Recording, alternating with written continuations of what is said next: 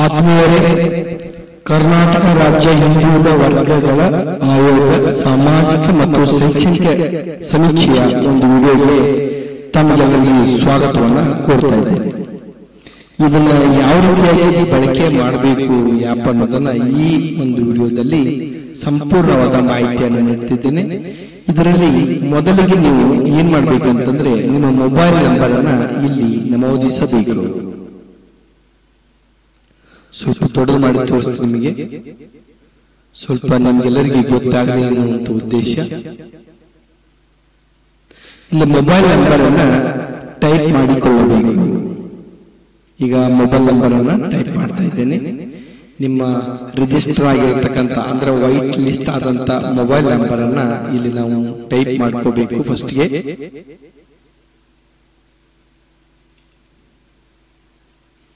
ಇಲ್ಲಿ ಮುಂದುವರಿಸಿ ಅಂತ ಇದೆ ನೋಡಿ, ಇದನ್ನ ಕ್ಲಿಕ್ ಮಾಡಬೇಕು. ಕ್ಲಿಕ್ ಮಾಡಿದಾಗ ಇಲ್ಲಿ OTP ಬರುತ್ತೆ. ಮೊದಲಿಗೆ OTP ಬರುತ್ತೆ. ಆ OTP ಅನ್ನ ಹಾಕಬೇಕು. ಈಗ ಪರಿಶೀಲಿಸಿ ವೆರಿಫಿಕೇಶನ್ ಮಾಡಬೇಕು. ಈಗ ವೆರಿಫಿಕೇಶನ್ ಮಾಡಿದ ನಂತರ ಈ ರೀತಿಯಾಗಿ ಪರೀಕ್ಷೆ ಟೆಸ್ಟಿಂಗ್ ಆಮೇಲೆ ಅಭ್ಯಾಸ ಅಂತ ಬಂದಿದೆ. ನಿಮ್ಗೆಲ್ಲರಿಗೂ ಪರ್ಫೆಕ್ಟ್ ಆಗಿಲ್ಲ ಅಂತ ಹೇಳಿ ತಿಳ್ಕೊಂಡು ಸರ್ಕಾರ, ಕರ್ನಾಟಕ ಸರ್ಕಾರ ಪರೀಕ್ಷೆಯನ್ನ ಫಸ್ಟ್ಗೆ ನಿಮ್ಗೆ ರೂಢಿಯಾಗಿ ಅಂತ ಹೇಳಿಕೊಟ್ಟಿದೆ. ಇಲ್ಲಿ ನಾವು ಕ್ಲಿಕ್ ಮಾಡಿಕೊಳ್ಳುತ್ತೇವೆ. ಕಂಟಿನ್ಯೂ ಟು ಡ್ಯಾಶ್ ಬೋರ್ಡ್ ಅಂತ ಇಲ್ಲಿ ಕ್ಲಿಕ್ ಮಾಡಬೇಕು. ಕ್ಲಿಕ್ ಮಾಡಿದ ನಂತರ ಸಮೀಕ್ಷೆಗೆ ಒಳಪಟ್ಟಂತ ಮನೆಗಳ ಸಂಖ್ಯೆ, ಪೂರ್ಣಗೊಂಡ ಸಂಖ್ಯೆ ಇಲ್ಲಿ 0 ತೋರಿಸ್ತಾ ಇದೆ. ಕರಡು ರೂಪದಲ್ಲಿ 0 ತೋರಿಸ್ತಾ ಇದೆ. ಆದ್ಮೇಲೆ ಗೊತ್ತಿರಲಿ, ಕರಡು ಡ್ರಾಪ್ ಅಲ್ಲಿ ನೀವು 3ವರೆಗೆ ಇರಬಹುದು. 3 ಇರಬಹುದು. 3 ಹೌಸ್ ಹೋಲ್ಡ್ ಅನ್ನ ಇಡಬಹುದು. ಪೂರ್ಣಗೊಂಡಂತ ಮಾಹಿತಿ ಇಲ್ಲಿ ಸಿಗ್ತದೆ ನಿಮಗೆ. ಈಗ ಸಮೀಕ್ಷೆ, ಹೊಸ ಸಮೀಕ್ಷೆ ಆರಂಭಿಸಿ ಅಂತ ಇದೆ ನೋಡಿ, ಇದನ್ನು ಕ್ಲಿಕ್ ಮಾಡಬೇಕು. ಒಂದ್ ವೇಳೆ ನೀವು ಆಫ್ಲೈನ್ ಏನಾದ್ರೂ ಮಾಡಿದ್ರೆ ಇಲ್ಲಿ ಕರಡು ರೂಪದಲ್ಲಿ ಇರುತ್ತದೆ. ಅವುಗಳನ್ನ ಕ್ಲಿಕ್ ಮಾಡಿಕೊಂಡು ನೀವು ಸಬ್ಮಿಟ್ ಮೂಲಕ ಕೂಡ ಮಾಡಬಹುದು. ಈಗ ಹೊಸ ಸಮೀಕ್ಷೆ ಪ್ರಾರಂಭಿಸ್ತಾ ಇದ್ದೇನೆ. ಇಲ್ಲಿ ಕ್ಲಿಕ್ ಮಾಡಿದ್ದೇನೆ. ಮಾಡಿದ ಮೇಲೆ ಇಲ್ಲಿ ಒಂದಿಷ್ಟು ಐಡಿ ಪರಿಶೀಲನೆ ಅಂತ ಬರ್ತದೆ. ಐಡಿ ಪರಿಶೀಲನೆ ಅಂತ ಬಂದಾಗ ನೀವು ಪಡಿತರ ಚೀಟಿಯಲ್ಲಿ ಕ್ಲಿಕ್ ಮಾಡಿದಾಗ ಪಡಿತರ ಚೀಟಿಯನ್ನ ಕ್ಲಿಕ್ ಮಾಡಿಕೊಳ್ಳುತ್ತೇನೆ. ಪಡಿತರ ಚೀಟಿ ಯಾಕೆ ಕ್ಲಿಕ್ ಮಾಡಿಕೊಳ್ಳುತ್ತೇನೆ ಅಂದ್ರೆ, ಅಲ್ಲಿ ಎಲ್ಲ ಕುಟುಂಬದ ಸದಸ್ಯರು ಏಕಕಾಲದಲ್ಲಿ ನಿಮಗೆ ಗೋಚರಾಗ್ತಾರೆ. ಇಲ್ಲೇ ಕ್ಲಿಕ್ ಮಾಡ್ತೇನೆ. ಕ್ಲಿಕ್ ಮಾಡಿ ಅದರ ಒಂದು ಪಡಿತರ ಚೀಟಿಯ ಸಂಖ್ಯೆಯನ್ನ ಇಲ್ಲಿ ನಮೂದು ಮಾಡ್ತಾ ಇದ್ದೇನೆ. ಇಲ್ಲಿ ನಮೂದು ಮಾಡ್ತಾ ಇದ್ದೇನೆ.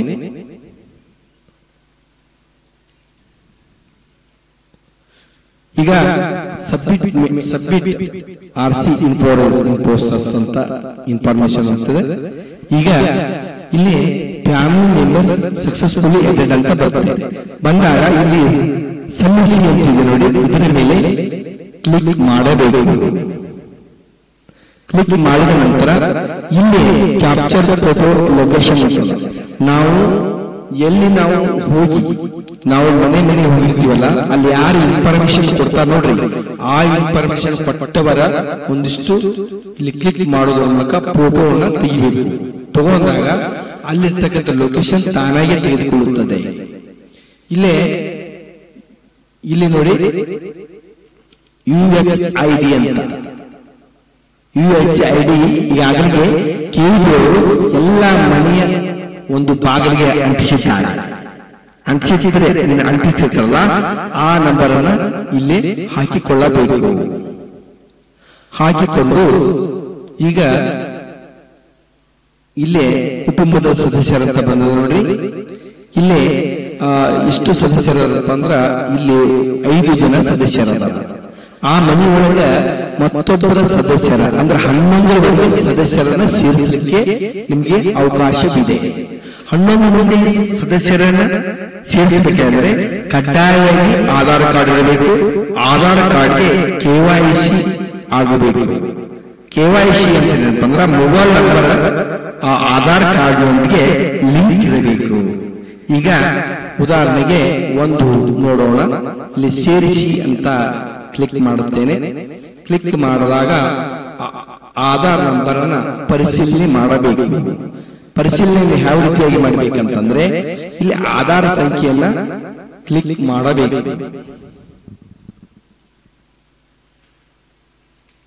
ಇಲ್ಲಿ ಆಧಾರ್ ನಂಬರ್ ಅನ್ನು ನಾನು ಕ್ಲಿಕ್ ಮಾಡಿದ್ದೇನೆ. ಕ್ಲಿಕ್ ಮಾಡಿದ ನಂತರ ಇಲ್ಲಿ OTP ಅಂತಿದೆ ನೋಡಿ, ಇಲ್ಲಿ ಕಾಣುತ್ತಿದೆಯಲ್ಲ, ಈ OTP ಅನ್ನ ಕ್ಲಿಕ್ ಮಾಡಿಕೊಳ್ಳುತ್ತೇನೆ. ಕ್ಲಿಕ್ ಮಾಡಿಕೊಂಡಾಗ OTP ಜನರೇಟ್ OTP ಅಂದಾಗ ಕ್ಲಿಕ್ ಮಾಡಿಕೊಳ್ಳುತ್ತೇನೆ. ಕ್ಲಿಕ್ ಮಾಡಿಕೊಂಡಾಗ ಇಲ್ಲಿ ಒಂದು OTP ಬರುತ್ತೆ. ಆ OTP ಅನ್ನ ಇಲ್ಲಿ ಹಾಕಿಕೊಳ್ಳಬೇಕು. ಹಾಕಿಕೊಂಡು ಇಲ್ಲಿ ವೆರಿಫಿಕೇಶನ್ ಅಂತಿದೆ ನೋಡಿ, ಇದನ್ನ ಕ್ಲಿಕ್ ಮಾಡಿಕೊಳ್ಳಬೇಕು. ಈಗ ಸದಸ್ಯರನ್ನು ಸೇರಿಸಿ ಅಂತ ನೋಡಿ, ಇದನ್ನ ಕ್ಲಿಕ್ ಮಾಡಬೇಕು. ಕ್ಲಿಕ್ ಮಾಡಿದಾಗ ಇಲ್ಲಿ ಸದಸ್ಯರು ಸೇರಿದ್ದಾರೆ. ಈಗ ಇಷ್ಟು ಸದಸ್ಯರಲ್ಲಿ ನಾವು ಹಿರಿಯ ವ್ಯಕ್ತಿಯನ್ನ ಅಥವಾ ಆ ಮನೆಯ ಕುಟುಂಬದ ಮುಖ್ಯಸ್ಥರನ್ನ ಫಸ್ಟ್ ಗುರುತಿಸಿಕೊಳ್ಳಬೇಕು. ನಾನು ಉದಾಹರಣೆಗೆ ಇಲ್ಲಿ ಹಿರಿಯ ವ್ಯಕ್ತಿ ಯಾರಿದ್ದಾರೆ, 56 ವರ್ಷ ಇದ್ದಾರೆ, ಅವರೇ ಮುಖ್ಯ ಯಜಮಾನ ಅಂತ ಭಾವಿಸಿಕೊಳ್ತೇವೆ. ಶಂಕರ್ ಪಾಟೀಲ್ ಅನ್ನೋರಿಗೆ ಕುಟುಂಬದ ಮುಖ್ಯಸ್ಥರನ್ನಾಗಿ ಮಾಡಿಕೊಂಡಿದ್ದೇನೆ.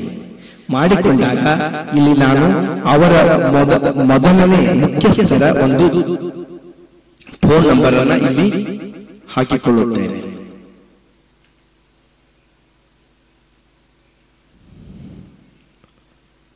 ಹಾಕಿಕೊಂಡು ಇಲ್ಲಿ ಗೆಟ್ OTP ಅಂತ ನೋಡಿ, ಈ ಗೆಟ್ OTP ಅನ್ನ ಕ್ಲಿಕ್ ಮಾಡಬೇಕು. ಅಂದ್ರೆ ಒಂದು ಸರ್ವೆಯಲ್ಲಿ ಕುಟುಂಬದ ಮುಖ್ಯಸ್ಥನ OTP ಅನ್ನ ಕ್ಲಿಕ್ ಮಾಡಿ OTP ಕಡ್ಡಾಯವಾಗಿ ನಮೂದಿಸಲೇಬೇಕು. ಅಂದ್ರೆ ವೆರಿಫಿಕೇಶನ್ ಆಗಲೇಬೇಕು. ಈಗ ಗೆಟ್ OTP ಅಂತೀನಿ, OTP ಈ ನಂಬರ್ಗೆ ಹೋಗಿದೆ. ಆ ನಂಬರ್ ಅನ್ನ OTP ನಂಬರ್ ಅನ್ನ ಇಲ್ಲಿ ಹಾಕಿಕೊಳ್ಳುತ್ತೇನೆ ಮತ್ತು ಸಬ್ಮಿಟ್ ಮಾಡುತ್ತೇನೆ. ಈಗ ವೆರಿಫಿಕೇಶನ್ ಆಗಿದೆ. ವೆರಿಫಿಕೇಶನ್ ಆದ ನಂತರ ಇದು ಸಬ್ಮಿಟ್ ಮಾಡಬೇಕು. ಸಬ್ಮಿಟ್ ಆಗಿ ವೆರಿಫಿಕೇಶನ್ ಆಗಿದೆ. ವೆರಿಫಿಕೇಶನ್ ಆದ ನಂತರ ಇವರು ಕುಟುಂಬದ ಮುಖ್ಯಸ್ಥರು ಅಂತಾಗಿದೆ. ಈ ಇಷ್ಟು ಜನರಲ್ಲಿ ಯಾರಾದರೂ ತೀರಿಕೊಂಡು ಹೋಗಿದ್ರೆ, ಮೃತಪಟ್ಟಿದ್ರೆ ಅವರಿಗೆ ಮೃತ ಅಂತ ಕ್ಲಿಕ್ ಮಾಡಬೇಕು. ಇಲ್ಲ ಇದ್ರಂದ್ರ ಅವ್ರ ಅದರಂತ ಕ್ಲಿಕ್ ಮಾಡಬೇಕು. ಈಗ ಒಬ್ಬೊಬ್ಬರ ಸಮೀಕ್ಷೆಯನ್ನ ಪ್ರಾರಂಭ ಮಾಡ್ತಾ ಇದ್ದೇನೆ. ಸಮೀಕ್ಷೆ ಪ್ರಾರಂಭಿಸ್ತಾ ಇದ್ದೇನೆ.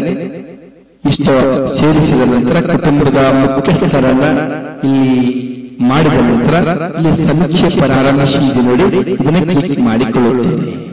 ಮಾಡಿಕೊಂಡ ನಂತರ ಇಷ್ಟು ಜನರ ಒಂದು ಪರ್ಸನಲ್ ಇನ್ಫಾರ್ಮೇಶನ್ ಅನ್ನ ತೆಗೆದುಕೊಳ್ಳಬೇಕಾಗುತ್ತದೆ. ಅದಕ್ಕಾಗಿ ಶಂಕರಪ್ಪ ಪಾಟೀಲ್ ಅನ್ನೋರ ಒಂದು ಕುಟುಂಬದ ಮುಖ್ಯಸ್ಥರ ಮೊದಲಿಗೆ ನಾ ಏನ್ ಮಾಡ್ತೀನಿ ಅಂದ್ರ ವೆರಿಫಿಕೇಶನ್ ಮಾಡ್ಕೊಳ್ತೀನಿ. ಅಂದ್ರ ವಿಷಯವನ್ನ ಕ್ಲಿಕ್ ಮಾಡುತ್ತೇನೆ. ಕ್ಲಿಕ್ ಮಾಡಿದಾಗ ಕುಟುಂಬಸ್ಥರ ಒಂದಿಷ್ಟು ವಿವರವನ್ನು ಕೇಳುತ್ತದೆ. ಕುಟುಂಬಸ್ಥರ ವಿವರವನ್ನು ಕೇಳಿದಾಗ ನಾವೇನ್ ಮಾಡ್ಬೇಕಂದ್ರ ಇಲ್ಲಿ ಪ್ರತಿಯೊಂದು ಮಾಹಿತಿಯನ್ನು ಓದಿ ಜಾಗೃತವಾಗಿ ನಾವು ಇಲ್ಲಿ ಮಾಹಿತಿಯನ್ನ ಮಾಡಬೇಕಾಗುತ್ತೆ. ಆತ್ಮೀಯರೇ, ಈಗ ಆ ವಿಷಯವನ್ನ ಈಗ ನಾನು ಸಂಪೂರ್ಣವಾಗಿ ತಿಳಿಸ್ತಾ ಇದ್ದೇನೆ. ಸರಿಯಾಗಿ ನೋಡಿಕೊಳ್ಳಿ. ಇದರಲ್ಲಿ 5 ಸ್ಟೆಪ್ ಇರ್ತವೆ. 5 ಸ್ಟೆಪ್ ಇದ್ದಾಗ ಇಲ್ಲಿ ಕ್ಲಿಕ್ ಮಾಡಿದಾಗ ನೆಕ್ಸ್ಟ್ ಅಂತ ಕ್ಲಿಕ್ ಮಾಡಬೇಕು. ಕ್ಲಿಕ್ ಮಾಡಿದಾಗ ಇವರು ವಿಶೇಷ ಚೇತನರೇ ಅಂದ್ರೆ ಇವರು ಅಂಗವಿಕಲರೇ ಅಂತ ಕೇಳ್ತದೆ. ಹೌದಂದ್ರೆ ಇಲ್ಲಿ ಕೇಳ್ತದೆ ಐಡಿ ಸಂಖ್ಯೆ UDID ಇದೆ ಅಂತ ಕೇಳ್ತದೆ. ಹೌದಂತ ಕ್ಲಿಕ್ ಮಾಡಿದ್ರೆ ಅದರ ಸಂಖ್ಯೆಯನ್ನ ನಮೂದಿಸಬೇಕು. ಇಲ್ಲ ಅಂದ್ರೆ ಫೋಟೋ ಅಪ್ಲೋಡ್ ಮಾಡಬೇಕು. UD ನಂಬರ್ ಇಲ್ಲದಿದ್ದಲ್ಲಿ ವಿಶೇಷ ಚೇತನ ಪ್ರಮಾಣ ಪತ್ರ ಅಪ್ಲೋಡ್ ಮಾಡಬೇಕು. Yes I have UDID number, photo upload disability certificate. ಒಂದ್ ವೇಳೆ ಇಲ್ಲ ಅಂತಂದ್ರ ಅಂಗವಿಕಲರಾಗಿದ್ದು ಕೂಡ ಅವರಿಗೆ UDID ಇಲ್ಲದೆ ಇದ್ರೆ ಅವರನ್ನ ಹೌದು ಅಂತ ಕ್ಲಿಕ್ ಮಾಡಬೇಕು. ಕ್ಲಿಕ್ ಮಾಡಿ ಫೋಟೋ ಕ್ಲಿಕ್ ಮಾಡಬೇಕಾಗುತ್ತದೆ. ಫೋಟೋ ಕ್ಲಿಕ್ ಮಾಡಿ ಇದನ್ನ ಅಪ್ಲೋಡ್ ಮಾಡಬೇಕಾಗುತ್ತದೆ. ಇನ್ನ UDID ನಂಬರ್ ಫೋಟೋ ಕ್ಲಿಕ್ ಮಾಡಬೇಕು. ಇಲ್ಲೇ ಕ್ಯಾಮೆರಾವನ್ನ ಇಲ್ಲಿ ಕ್ಯಾಪ್ಚರ್ ಮಾಡಿಬಿಟ್ರೆ ಫೋಟೋ ಅಪ್ಲೋಡ್ ಆಗುತ್ತದೆ. 16ನೇ ಕ್ವೆಶ್ಚನ್ ನಿಮಗೆ ದಿನನಿತ್ಯ ಚಟುವಟಿಕೆಯಲ್ಲಿ ಆರೈಕೆದಾರ ಇರುವರೆ ಯಾರಾದ್ರೂ ನಿಮ್ಗೆ ಹೆಲ್ಪ್ ಮಾಡ್ತಾರ ಅಂತ ಕೇಳ್ತಾರೆ. ಇವರು ಬೆಡ್ ರೆಸ್ಟ್ ಇದ್ದವರಿಗೆ ಈ 16ನೇ ಪ್ರಶ್ನೆ ಬರುತ್ತೆ. ಹೌದಂದಲ್ಲಿ ಈ ಆರೈಕೆದಾರ ವಿಧ ಹೇಗಿರ್ತಾರೆ? ಕುಟುಂಬದ ಸದಸ್ಯರ ಆರೈಕೆಯೋ ಅಥವಾ ಪೇಮೆಂಟ್ ಕೊಟ್ಟು ಆರೈಕೆ ಇಟ್ಕೊಂಡಿದ್ರು ಅಂತ ಕೇಳ್ತಾರೆ. ಇಲ್ಲ ಅಂತಂದ್ರ ಏನು ಇರುವುದಿಲ್ಲ. ಹಾಗಾದ್ರೆ ನೀವು ಅಂಗವಿಕಲಾಗಿದ್ರ, ವಿಶೇಷ ಚೇತನ ಆಗಿದ್ದೀರಂದ್ರ ಸಾಧನ ಸಲಕರಣೆಯನ್ನ ಬಳಸ್ತಿದ್ದೀರಾ ಅಂತ ಕೇಳುತ್ತೆ. ಹೌದಾದ್ರೆ ಯಾವ ಸಲಕರಣೆ ಬಳಸ್ತಿದ್ದೀರಿ ಅಂತ ಕೇಳುತ್ತೆ. ಇಲ್ಲೇ ಬರ್ತದೆ ನೋಡಿ, ಬ್ಯಾಟರಿ ಚಾಲಿತ ವೀಲ್ ಚೇರ್ ಆಗಿರ್ಬೋದು, ಊರುಗೋಲು, ಬ್ರೈಲ್ ಸೈಟ್, ಬ್ರೈಲ್ ಕಿಟ್, ಕುರುಡರಾಗಿದ್ರೆ ಬ್ರೈಲ್ ಕಿಟ್ಟು, ಆಮೇಲೆ ಶ್ರವಣ ಸಾಧನ ಕ್ಯೂಡರಾಗಿದ್ರೆ ಈ ತರ ಬೇರೆ ಬೇರೆ ಇದು ಬರ್ತವ. ಅದನ್ನ ಕ್ಲಿಕ್ ಮಾಡಿ ಮುಂದೆ ಏನ್ ಮಾಡ್ಬೇಕಂದ್ರ ನೆಕ್ಸ್ಟ್ ಅಂತ ಕ್ಲಿಕ್ ಮಾಡಿಕೊಳ್ಳಬೇಕು. ಇಲ್ಲಿ ನೆಕ್ಸ್ಟ್ ಇದೆ ನೋಡಿ, ಕ್ಲಿಕ್ ಮಾಡಿಕೊಳ್ಳಬೇಕು. ಇನ್ನ ವಿದ್ಯಾಭ್ಯಾಸದ ವಿವರ ಕೇಳ್ತದೆ. ವಿದ್ಯಾಭ್ಯಾಸ ವಿವರದೊಳಗ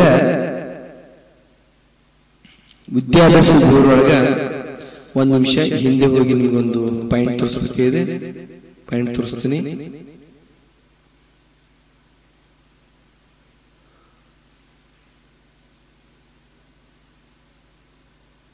ವಿದ್ಯಾಭ್ಯಾಸದ ವಿವರ ಅಂತ ಕೇಳುತ್ತೆ. ವಿದ್ಯಾಭ್ಯಾಸ ವಿವರದಲ್ಲಿ SLCನೋ ಅನಕ್ಷರಸ್ಥನೋ ಬಿಲೋ SLC. ಅನಕ್ಷರಸ್ಥ ಅಂದ್ರ ಮುಂದಿನ ಕೆಲವೊಂದು ಪಾಯಿಂಟ್ಗಳನ್ನ ಅದಕ್ಕೆ ಸಂಬಂಧಪಟ್ಟಂತೆ ದಾಖಲು ಮಾಡಬೇಕಾಗುತ್ತೆ. ಈಗ ನಾನು SLC ಅಂತ ಕ್ಲಿಕ್ ಮಾಡ್ತೇನೆ ಅಂತ ತಿಳ್ಕೊಡ್ರಿ. ಉದ್ಯೋಗ ಏನ್ ಮಾಡ್ತಾ ಇದ್ದೀರಾ ಅಂತ ಕೇಳ್ತದೆ. ಅವರು ಪ್ರೈವೇಟ್ ಹೇಳ್ಬೋದು, ಗೌರ್ಮೆಂಟ್ ಹೇಳ್ಬೋದು, ಯಾವ್ದು ಹೇಳ್ತಾರ ಅದನ್ನ ಹಾಕೊಡ್ರಿ. ಹುಟ್ಟಿದ ಜಿಲ್ಲೆ, ಆ ಕುಟುಂಬದ ಸದಸ್ಯ, ಆ ಕುಟುಂಬದ ಮುಖ್ಯಸ್ಥ ಯಾವ ಜಿಲ್ಲೆಯಲ್ಲಿ ಹುಟ್ಟಿದ, ಹೊರ ಜಿಲ್ಲೆಯಲ್ಲಿ ಹುಟ್ಟಿನೋ ಮತ್ತು ಜಿಲ್ಲೆ ಒಳಗನೋ ಅಂತ ಕ್ಲಿಕ್ ಮಾಡಿಕೊಳ್ಳಬೇಕು. ಹಾಗಾದ್ರೆ ಈ ನೀವು ಮತದಾರ, ನೋಂದಾಯಿತ ಮತದಾರ ವೋಟರ್ ಲಿಸ್ಟ್ ಐತೆ ಅಂತ ಕೇಳ್ತದೆ. ವೋಟರ್ ID 18 ವರ್ಷವಾಗಿದ್ರ ವೋಟರ್ ID ಮಾಡಿಸಿರ್ಬೇಕು. ಆ ವೋಟರ್ ID ನಂಬರ್ ಅನ್ನ ಇಲ್ಲಿ ನಮೂದಿಸಬೇಕು. ಹಾಗಾದ್ರೆ ಈ ಕುಟುಂಬದ ಮುಖ್ಯಸ್ಥರು ಇನ್ನ ಸಂಬಂಧ ಅಂತ ಕೇಳ್ತಾರ. ಇಲ್ಲಿ ನಾವು ಏನ್ ಮಾಡ್ಬೇಕಂದ್ರ ಕುಟುಂಬದ ಮುಖ್ಯಸ್ಥನ ಸಂಬಂಧ ಏನ್ ಮಾಡ್ಬೇಕು, ಸೆಲ್ಫ್ ಅಂತ ಹೇಳ್ಬೇಕು, ಸ್ವಂತ. ಧರ್ಮ ಯಾವುದಿದೆ ಅದನ್ನ ಕ್ಲಿಕ್ ಮಾಡಬೇಕು. ಹಿಂದೂ ಅಂತ ಕ್ಲಿಕ್ ಮಾಡಿದ್ದೇನೆ. ಹಾಗಾದ್ರ ಹಿಂದೂ ಧರ್ಮದಲ್ಲಿ ಯಾವ ವರ್ಗಕ್ಕೆ ಸೇರಿದ್ದೀರಿ, ಯಾವ ವರ್ಗ ಅದನ್ನ ಕ್ಲಿಕ್ ಮಾಡಿಕೊಳ್ಳಿ. ನಾ SC ಅಂತ ಕ್ಲಿಕ್ ಮಾಡ್ತೇನೆ. SC ಅಂತ ಕ್ಲಿಕ್ ಮಾಡಿದ್ಮೇಲೆ ಯಾವ ಜಾತಿ ಅಂತ ಕೇಳ್ತದೆ. SC ಒಳಗೆ ಯಾವ ಜಾತಿ, ಕಾಸ್ಟ್ ಅಂತ ಬಂದಿದೆ ನೋಡಿ 9ನೇ ಕಾಲಂ. ಆ ಕಾಸ್ಟ್ ಅನ್ನ ಸರಿಯಾಗಿ ನಮೂದಿಸಿಕೊಳ್ಳಬೇಕು. ನಿಮ್ಮ ಕೋಡ್ ಯಾವ್ದ ಅದನ್ನ ಕರೆಕ್ಟ್ ಆಗಿ ನಮೂದಿಸಿಕೊಳ್ಬೇಕು. ಇದು ನಿಮ್ಗೆ ಗೊತ್ತಿತ್ತಪ್ಪ ಅಂದ್ರ ಅದನ್ನ ಬಿ ಕ್ಯಾಪಿಟಲ್ ಅನ್ನ ಹೊಡೆದು ಸರಿಯಾಗಿ ಓದಿಕೊಂಡು ಯಾವುದು ಕಾಸ್ಟ್ ಇದೆ ಅದನ್ನ ಗುರುತಿಸಬೇಕಾಗುತ್ತೆ. ಇಲ್ಲೇ SC ದಲ್ಲಿ ಸಮಗಾರ ಅಂತ ಕ್ಲಿಕ್ ಮಾಡಿದ್ದೇನೆ. ಕ್ಲಿಕ್ ಮಾಡಿದ ನಂತರ ಜಾತಿ ಪ್ರಮಾಣ ಪತ್ರ ತೆಗೆದುಕೊಂಡಿದ್ದೀರಾ ಅಂತ ಕೇಳ್ತದೆ. ಹೌದಾದ್ರೆ ಹೌದನ್ನೇ, ಇಲ್ಲಂದ್ರೆ ಇಲ್ಲನ್ನೇ. ಹೌದಂತ ಕ್ಲಿಕ್ ಮಾಡುತ್ತೇನೆ. ವರ್ಷ ಆಯುಷು ಬಂದಿರ್ತದೆ. ಮಾತೃಭಾಷೆ ಯಾವುದು ಹೇಳ್ತಾರೆ ಅದನ್ನ ಕ್ಲಿಕ್ ಮಾಡ್ಕೊಳ್ಳಿ. ನಾನು ಇಲ್ಲಿ ಕನ್ನಡವನ್ನ ಹಾಕ್ತಾ ಇದ್ದೇನೆ. ಆದ್ಮೇಲೆ ಕನ್ನಡವನ್ನ ಹಾಕ್ತಾ ಇದ್ದೇನೆ. ಹಾಕಿ ವೈವಾಹಿಕ ಸ್ಥಿತಿ ಅಂತ ಕೇಳ್ತಾರೆ. ವೈವಾಹಿಕ ಸ್ಥಿತಿ ಮ್ಯಾರಿಡು, ಅನ್ಮ್ಯಾರಿಡು, ಸ್ವಜಾತಿ, ಅಂತರ್ಜಾತಿ, ಅಂತರ್ಧರ್ಮ, ವಿಧವೆ, ವಿಧುರ, ಆಮೇಲೆ ಪುನರ್ವಿವಾಹ, ವಿವಾಹ ವಿಚ್ಛೇದನ, ಇದನ್ನ ಸರಿಯಾದ ಮಾಹಿತಿಯನ್ನ ಗಂಡಿನಿಂದ ಬೇರೆ ಆಗಿರ್ಬೋದು, ಬಹುಪತಿತ್ವ, ಏನು ಸಂಬಂಧಪಡ್ತಲ್ಲ ಸಂಬಂಧಪಟ್ಟಂತ ವಿಷಯವನ್ನ ಹಾಕಬೇಕು. ಈಗ ವಿವಾಹಿತ ಅಂತ ಕ್ಲಿಕ್ ಮಾಡಿ ಕೇಳುತ್ತೇನೆ. ಕ್ಲಿಕ್ ಮಾಡಿಕೊಂಡಾಗ ವಿವಾಹವಾದ ಸಮಯದಲ್ಲಿ ಎಷ್ಟು ವಯಸ್ಸಾಗಿತ್ತು ಅಂತ ಕೇಳ್ತದೆ. ನಾನು 33 ಅಂತ ಹಾಕ್ತಾ ಇದ್ದೇನೆ. ಹಾಕಿದ ಮೇಲೆ ಇಲ್ಲಿ ನೆಕ್ಸ್ಟ್ ಅಂತ ನೋಡಿ ಅದನ್ನು ಕ್ಲಿಕ್ ಮಾಡಿಕೊಳ್ಳುತ್ತೇನೆ. ಕ್ಲಿಕ್ ಮಾಡಿಕೊಂಡ ನಂತರ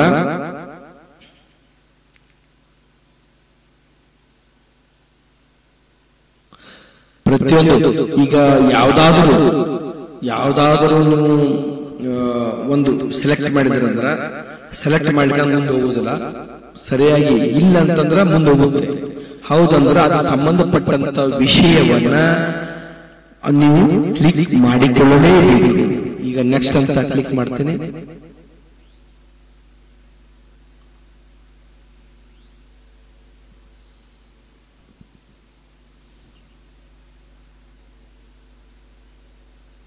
ಇನ್ನ ಪ್ರಶ್ನೆ ಸಂಖ್ಯೆ ವಿದ್ಯಾಭ್ಯಾಸ ವಿವರಗಳು ಕೇಳ್ತದೆ. ವಿದ್ಯಾಭ್ಯಾಸ ವಿವರಗಳು ಅಂತಂದ್ರ 10ನೇ ಕ್ಲಾಸ್ ಅಂತ ಕ್ಲಿಕ್ ಮಾಡ್ತೇನೆ. ನೆಕ್ಸ್ಟ್ ಅಂತ ಕ್ಲಿಕ್ ಮಾಡ್ತೇನೆ. ಇಲ್ಲಿ ವಿದ್ಯಾಭ್ಯಾಸ ಮೀಸಲಾತಿ ನೀತಿಯಿಂದ ಪಡೆದಿರುವ ಸೌಲಭ್ಯಗಳು ಅಂತ ಕೇಳ್ತದೆ. ಆ ಸೌಲಭ್ಯಗಳು ಪಡೆದಿದ್ರೆ ಹಾಕ್ಬೇಕು. ಇಲ್ಲೇ ಮೆಟ್ರಿಕ್ ಪೂರ್ವ ಅಂತ ಕ್ಲಿಕ್ ಮಾಡ್ತಾ ಇದ್ದೇನೆ. ಎಕ್ಸಾಂಪಲ್ ಸರ್ಕಾರಿ ವಸತಿ ಶಾಲೆ ಅಂತ ಕ್ಲಿಕ್ ಮಾಡ್ತೇನೆ. ನೆಕ್ಸ್ಟ್ ಇಲ್ಲಿ ಒಂದು ಮೀಸಲಾತಿಯನ್ನ ಕ್ಲಿಕ್ ಮಾಡೋಣ. ಇದಾದ ನಂತರ ಈ ಕಡೆ ಕ್ಲಿಕ್ ಮಾಡಿ ಮೀಸಲಾತಿ ಪಡೆದ ಇತರ ಸೌಲಭ್ಯಗಳು, ಸಬ್ಸಿಡಿ ಸಾಲ ಆಗಿರ್ಬೋದು, ಸ್ವಉದ್ಯೋಗ ಆಗಿರ್ಬೋದು, ನಿವೇಶನ ಕೊಟ್ಟಿರ್ತಾರ ಕೆಲವೊಂದು ರಿಸರ್ವೇಶನ್ಗೆ, ವಾಸದ ಮನೆ ಆಗಿರ್ಬೋದು, ಪ್ಲಾಟ್ ಆಗಿರ್ಬೋದು, ಕೈಗಾರಿಕಾ ನಿವೇಶನ ಆಗಿರ್ಬೋದು, ಕೃಷಿ ಜಮೀನು, ಸರ್ಕಾರಿ ಸಿವಿಲ್ ಕಾಮಗಾರಿಯಲ್ಲಿ ಗುತ್ತಿಗೆ ಆಧಾರದಲ್ಲಿ ಮೀಸಲಾತಿ ತೆಗೆದುಕೊಂಡಿದ್ರೆ, ಸರ್ಕಾರಿ ಸೇವೆಯಲ್ಲಿ ಮುಂಬಡ್ತಿಯಲ್ಲಿ ಸೇವೆಗಾಗಿ ನೀವು ಮೀಸಲಾತಿ ಪಡೆದುಕೊಂಡಿದ್ರೆ ಅದು ಕೂಡ ಯಾವುದು ಸಂಬಂಧಪಡ್ತದೆ. ಆಮೇಲೆ ಗಂಗಾ ಕಲ್ಯಾಣ SC/STಗೆ ಗಂಗಾ ಕಲ್ಯಾಣ ಇದೆ. ಆಮೇಲೆ ಯಾವ್ದಾದ್ರು ವಿಶೇಷ ಸೌಲಭ್ಯ ಪಡೆದಿರ ಅಂತ ಕೇಳ್ತದೆ. ಪಡೆದಿದ್ರ ಎಸ್ ಅಂತ ಕೊಡಿ. ಇಲ್ಲ ಅಂತಂದ್ರ ಇಲ್ಲಿ ನೋಡಿ ಸರಿಯಾಗಿ ನೋಡಿಕೊಂಡು ಪಡೆದಿದ್ರ ಇದು ಮಾಡಬೇಕು. ಇನ್ನ ನೀವು ಭಾರತದ ಸಂವಿಧಾನ 371 ಅಡಿಯಲ್ಲಿ ಮೀಸಲು ಪಡೆದಿದ್ದೀರಾ ಅಂತ ಕೇಳ್ತದೆ. 371 ಅಂತ ನಿಮ್ಗೆ ಗೊತ್ತಿದೆ, ಅದರಾಗ ಏನಾರ ಮೀಸಲಾತಿ ಪಡೆದಿರ ಅಂತ ಕೇಳ್ತದೆ. ನಾನು ಇಲ್ಲ ಅಂತ ಕ್ಲಿಕ್ ಮಾಡಿಕೊಳ್ಳುತ್ತೇನೆ. ಇನ್ನು ನೆಕ್ಸ್ಟ್ ಬರ್ತದೆ. ನೆಕ್ಸ್ಟ್ ಮುಂದಕ್ಕೆ ಹೋಗಿ ಇದನ್ನು ಕ್ಲಿಕ್ ಮಾಡಿಕೊಳ್ಳುತ್ತೇನೆ. ಕ್ಲಿಕ್ ಮಾಡಿಕೊಂಡಾಗ ಕುಲಕಸಬು ಅಂತ ಕೇಳ್ತದೆ. ನಿಮ್ಮ ಕುಲಕಸಬು ಯಾವುದು ಅಂತ ಕೇಳ್ತದೆ. ಕುಟುಂಬದ ಕುಲಕಸಬು. ಇಲ್ಲೇ 30ನೇ ಕ್ವಶನ್ ಕ್ಲಿಕ್ ಮಾಡಿದಾಗ ಸಮಗಾರರ ಕುಲಕಸಬು ಏನಾಗಿತ್ತಪ್ಪ ಅಂದ್ರ ಚರ್ಮ ಚಪ್ಪಲಿ ಹೊಲಿಯುವುದು ಆಗಿತ್ತು. ಅದನ್ನ ಕ್ಲಿಕ್ ಮಾಡಿಕೊಳ್ಳುತ್ತೇನೆ. ನೀವು ಹಾಲಿ ಕೆಲಸ ಮಾಡುತ್ತಿದ್ದೀರಾ? ಹೌದಂತ ಕ್ಲಿಕ್ ಮಾಡ್ತೇನೆ.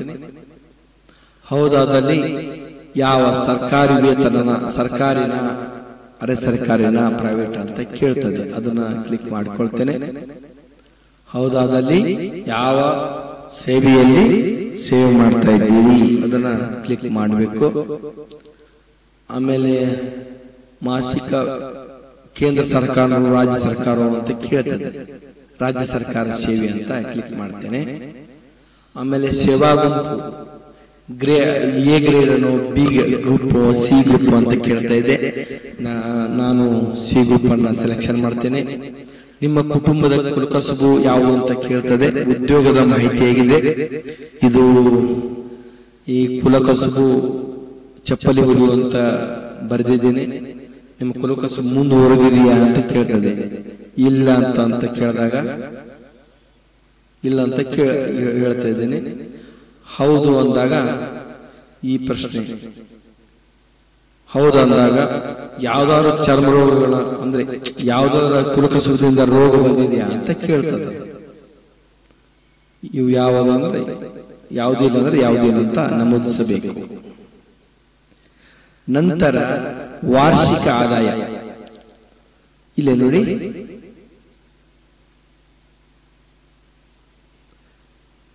ಈಗ ಯಾವುದಿಲ್ಲ ಅಂತ ಕ್ಲಿಕ್ ಮಾಡಿದೆ.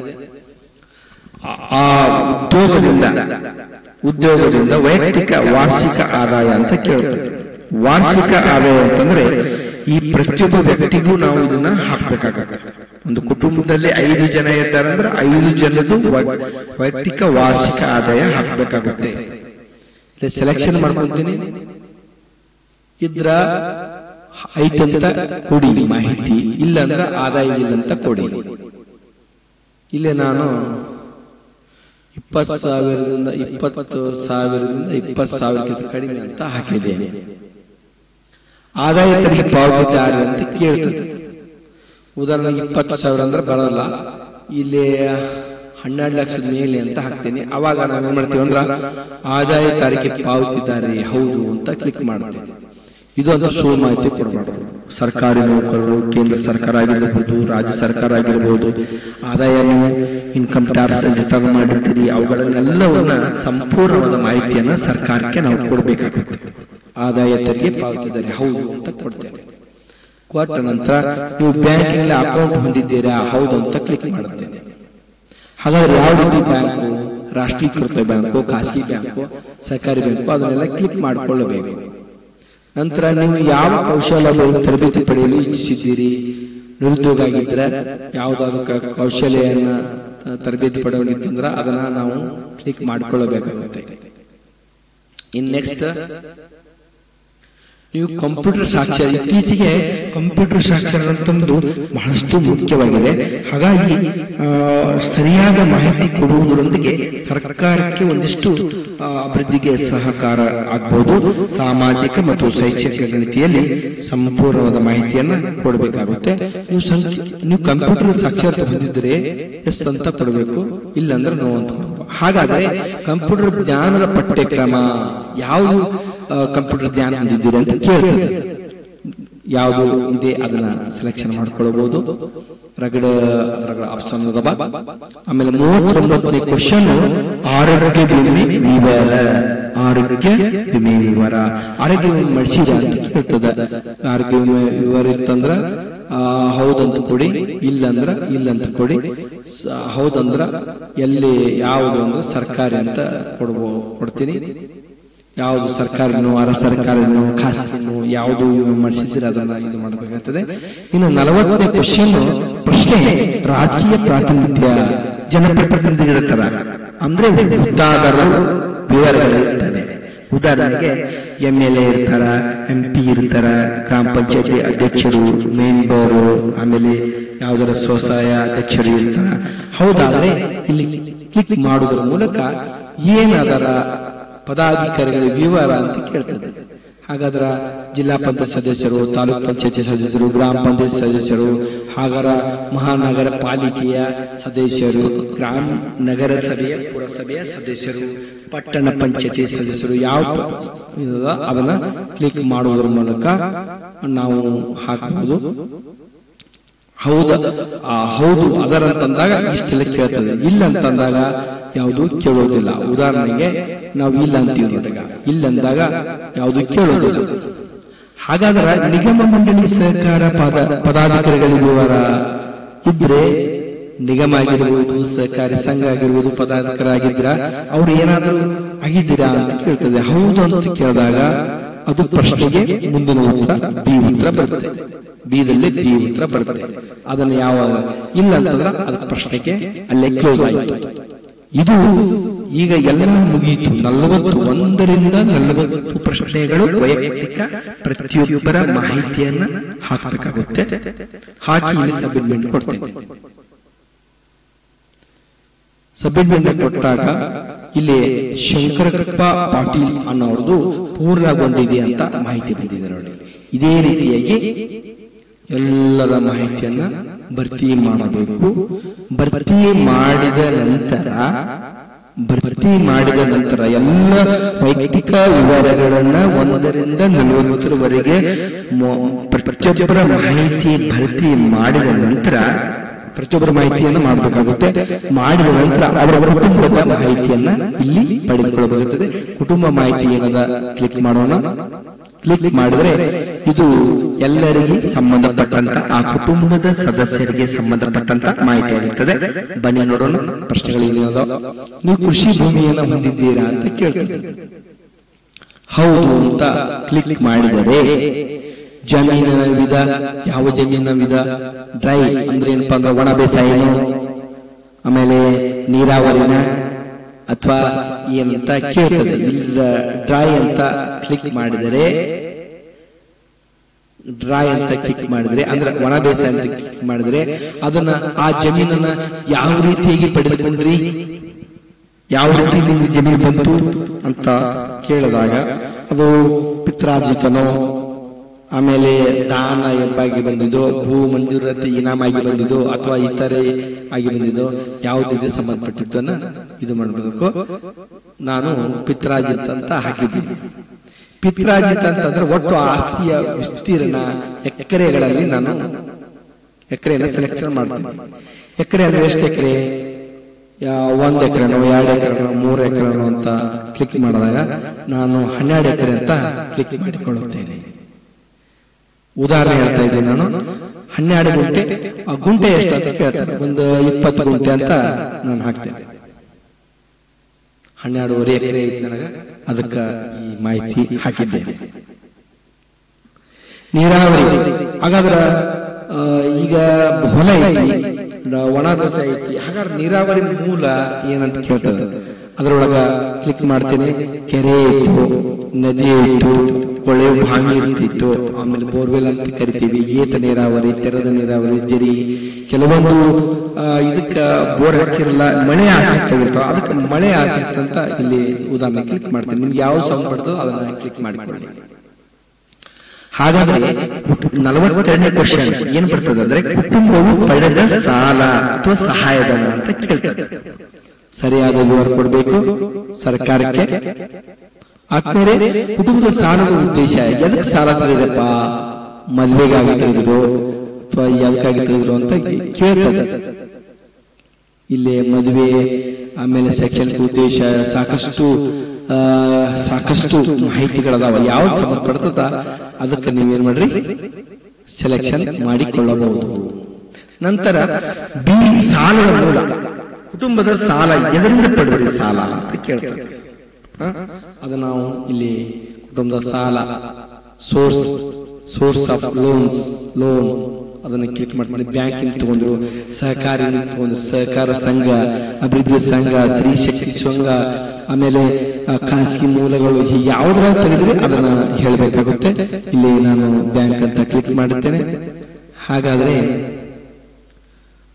ಬ್ಯಾಂಕ್ ಅಂತ ಆಯ್ತು. ಹಾಗಾದ್ರೆ ಒಂದು ವೇಳೆ ಇಲ್ಲಿ ಸಹಕಾರಿ ಬ್ಯಾಂಕ್, ಅದೇ ಇಲ್ಲಿ ಅಭಿವೃದ್ಧಿ ಬ್ಯಾಂಕ್ ಅಂತ ಕ್ಲಿಕ್ ಮಾಡಿದೆ ಅಂತ ತಿಳ್ಕೊರಿ. ಅಭಿವೃದ್ಧಿ ಸ್ತ್ರೀ ಶಕ್ತಿ ಅಂತ ಕ್ಲಿಕ್ ಮಾಡ್ತೇನೆ. 1-2 ಬ್ಯಾಂಕ್ ಕ್ಲಿಕ್ ಮಾಡ್ತೇನೆ. ಎಲ್ಲಿ ಪಡೆದಿದ್ದೀರಿ ಅದನ್ನ ಕ್ಲಿಕ್ ಮಾಡಬೇಕಾಗುತ್ತೆ. ಇಲ್ಲಿ ನೆಕ್ಸ್ಟ್ ಅಂತ ಕ್ಲಿಕ್ ಇದೆ ನೋಡಿ, ಇದನ್ನ ನೆಕ್ಸ್ಟ್ ಅಂತ ಮುಂದಿನ ಪ್ರಶ್ನೆಗೆ ಹೋಗುತ್ತೇನೆ. ಹಾಗಾದ್ರೆ ಇಲ್ಲಿ ಕೃಷಿಗೆ ಸಂಬಂಧಪಟ್ಟ ಚಟುವಟಿಕೆಗಳನ್ನ ಕೇಳಿದೆ. ಕೃಷಿಗೆ ಸಂಬಂಧಪಟ್ಟ ಚಟುವಟಿಕೆಗಳು ಯಾವುದು? ಹೈನುಗಾರಿಕೆ ಅಂದ್ರ ಎತ್ತು, ಎಮ್ಮಿ ಇವೆಲ್ಲ ಸಾಕಿರಿ ಅನ್ನೋದು ಕೇಳ್ತದ. ಹೈನುಗಾರಿಕೆ ಅಂದ್ರ ಆಕಳು, ಎಮ್ಮೆ, ಎತ್ತು ಇವೆಲ್ಲ ಅದಾವ ಅಂತ ಕೇಳ್ತದೆ. ಆಮೇಲೆ ಕೋಳಿ ಸಾಕಾಣಿಕೆ, ಹೌದಾರೆ, ಇವೆರಡು ಮಾಡಿದೆ. ಆಮೇಲೆ ಹಂದಿ ಸಾಕಾಣಿಕೆ, ಜೇನು ಸಾಕಾಣಿಕೆ, ಮೊಲ ಸಾಕಾಣಿಕೆ, ಈ ತರ ಯಾವುದು ಇದನ್ನ ಕ್ಲಿಕ್ ಮಾಡಿಕೊಂಡಿದ್ದೇನೆ. ಹಾಗಾದ್ರೆ ಸ್ಥಿರ ಆಸ್ತಿ ಅಂದ್ರೆ ಫಿಕ್ಸ್ ಆಗಿದ್ದು ಸ್ಥಿರ ಆಸ್ತಿ. ಅದು ಕುಟುಂಬದ ಎಲ್ಲ ಸದಸ್ಯರಿಗೆ ಸೇರಿದಂತೆ ವಾಸದ ಮನೆ ಐತ್ಯಾ ಇದ್ರ ಕ್ಲಿಕ್ ಮಾಡಿ. ವಾಣಿಜ್ಯ ಕಟ್ಟಡ ಐತ್ಯಾ ಕ್ಲಿಕ್ ಮಾಡಿ. ಫ್ಯಾಕ್ಟರಿ, ತೋಟದ ಮನೆ ಐತ್ಯಾ ಕ್ಲಿಕ್ ಮಾಡಿ. ಏನದಾವ ಅದನ್ನೆಲ್ಲ ಕ್ಲಿಕ್ ಮಾಡಬೇಕು. ಹಾಗಾದ್ರೆ ಚರ ಆಸ್ತಿ ಅಂದ್ರೆ ಬೈಸಿಕಲ್, ಆಮೇಲೆ ದ್ವಿಚಕ್ರ ವಾಹನ, ತ್ರಿಚಕ್ರ ವಾಹನ ಇವೆಲ್ಲ ಅದಾವ. ಯಾವುದು ಸಂಬಂಧಪಡ್ತದೆ ಆ ಸಂಬಂಧಪಟ್ಟಂತ ವಿಷಯವನ್ನ ಇಲ್ಲಿ ಯಾವುದಾದ್ರೂ ಕ್ಲಿಕ್ ಅಂದ್ರೆ ಅವ್ರು ಯಾವ್ದು ಹೇಳ್ತಾರೋ ಅದನ್ನ ಕ್ಲಿಕ್ ಮಾಡಬೇಕಾಗುತ್ತೆ.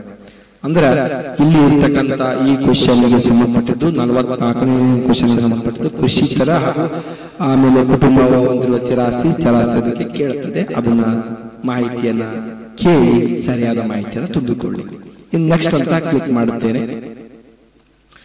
ಇಲ್ಲೇ ನೆಕ್ಸ್ಟ್ ಅನ್ನೋದಲ್ಲಿ ಕ್ಲಿಕ್ ಮಾಡಿದ ನಂತರ ಇಲ್ಲಿ ಏನಿದೆ ಅಂದ್ರೆ ಕುಟುಂಬವು ಸರ್ಕಾರದಿಂದ ಪಡೆದಂತ ಸಾಲ 41 ಕ್ವಶನ್. ಕುಟುಂಬದವರು ಸರ್ಕಾರದಿಂದ ಪಡೆದ ಸವಲತ್ತುಗಳು ಏನ್ ಪಡೆದ ಸರ್ಕಾರದಿಂದ?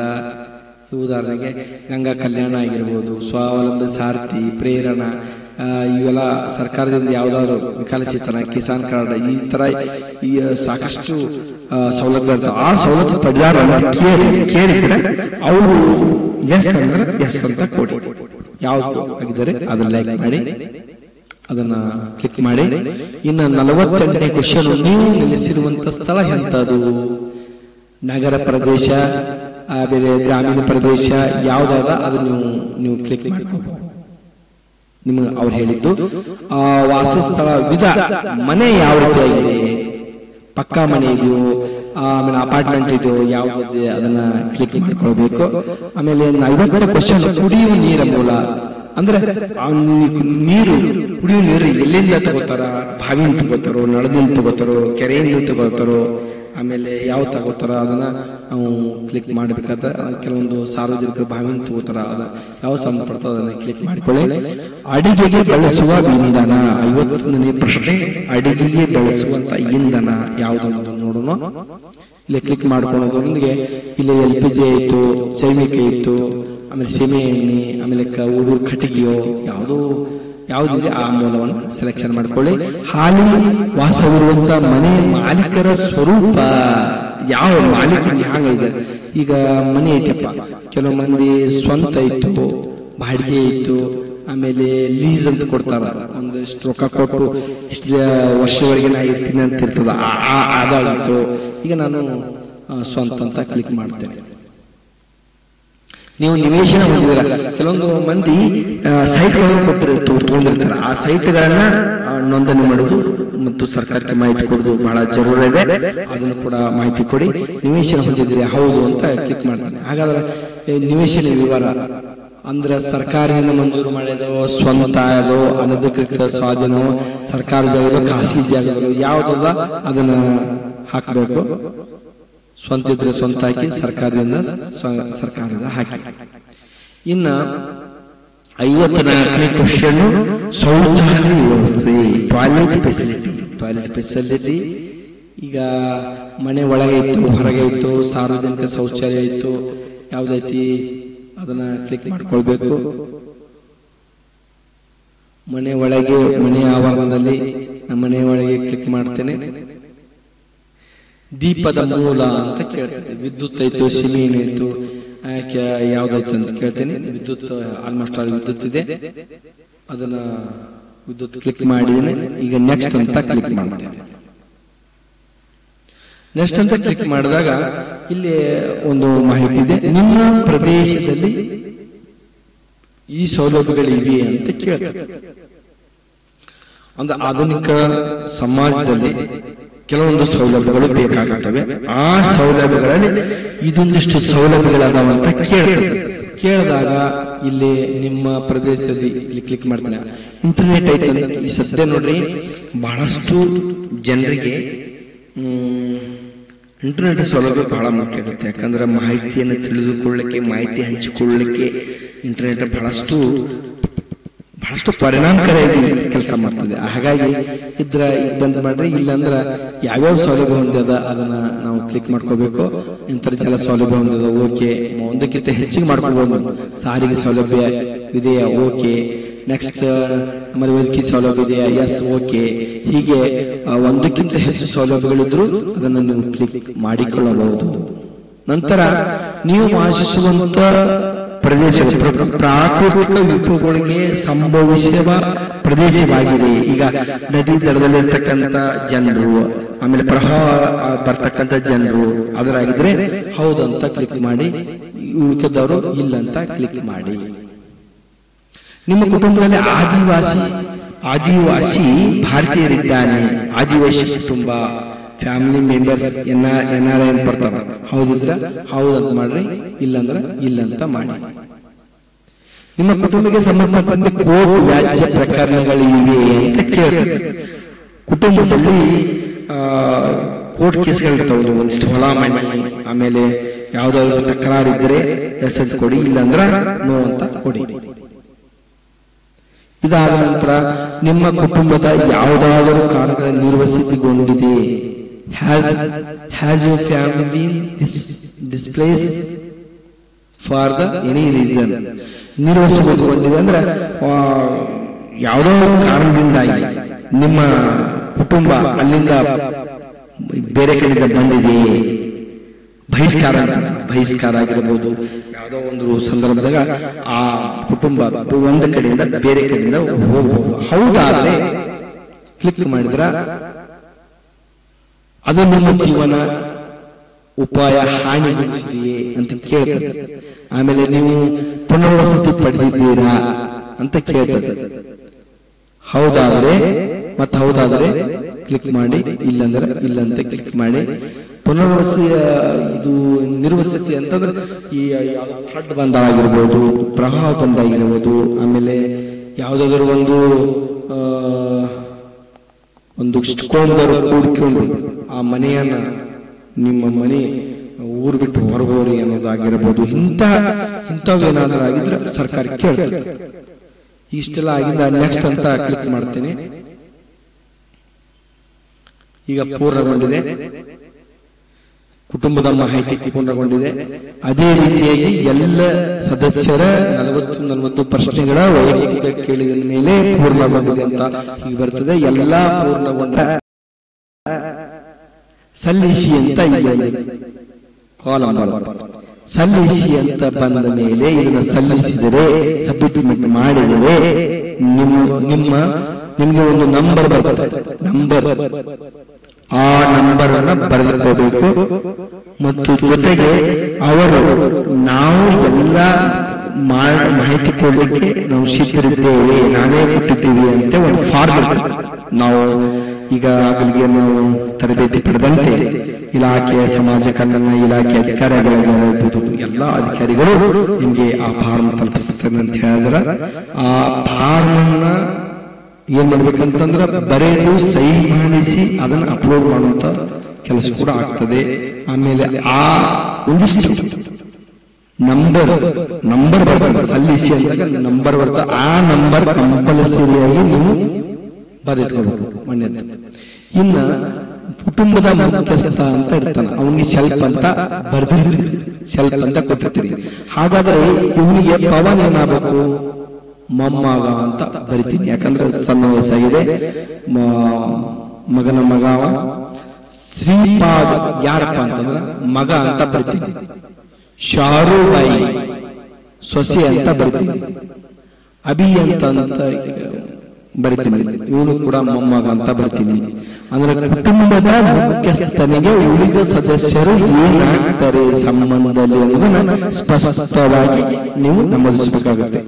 ಆತ್ಮೀಯರೇ, ಏನಾದರೂ ಹೆಚ್ಚಿನ ಡೌಟ್ಗಳಿದ್ರೆ ನಮ್ಗೆ ಪ್ರಶ್ನೆ ಕೇಳುವುದರ ಮೂಲಕ ಒಂದಿಷ್ಟು ಮಾಹಿತಿಯನ್ನು ಪಡೆದುಕೊಳ್ಳಿ. ನೀವು ನೋಡಿ ಮತ್ತು ಇನ್ನೊಬ್ಬರಿಗೆ ಶೇರ್ ಮಾಡಿ. ನಮಸ್ಕಾರಗಳೊಂದಿಗೆ ನಿಮ್ಮ ಆತ್ಮೀಯ ಶಿಕ್ಷಕ ಮಿತ್ರ. ಧನ್ಯವಾದಗಳು.